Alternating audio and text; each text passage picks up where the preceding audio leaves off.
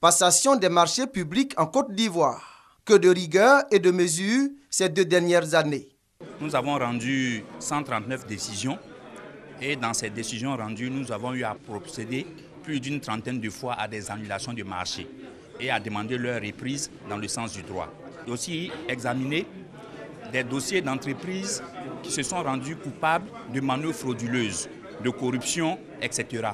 Et à ce jour, l'ARMP exclut pour 2 ans de toute participation aux appels d'offres en Côte d'Ivoire 24 entreprises. Répondant aux préoccupations des journalistes relatives au taux significatif des passations des marchés gré à gré, le président de l'Autorité nationale de régulation des marchés publics s'est voulu explicite. On ne raisonne pas en termes de quantité, mais plutôt en termes de conditions qui prévalent à l'octroi de ces gré à gré. Par exemple, les urgences impérieuses, le cas d'unités de lieu de stockage ou d'investissements financiers préalables importants.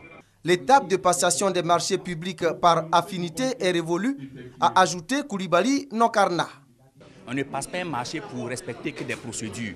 On passe un marché pour satisfaire des besoins, notamment les besoins des populations. Que l'accent soit surtout mis sur l'efficacité de la commande publique plutôt qu'une orthodoxie pure et dure au niveau de l'observation des procédures qui peut parfois ne pas aboutir sur la satisfaction des besoins attendus par les populations.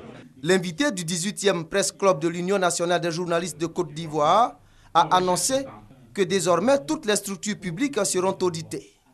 Et cela dans le cadre de la promotion de la bonne gouvernance. Un numéro vert 800 00 100 est désormais mis à la disposition des populations pour dénoncer les cas de fraude.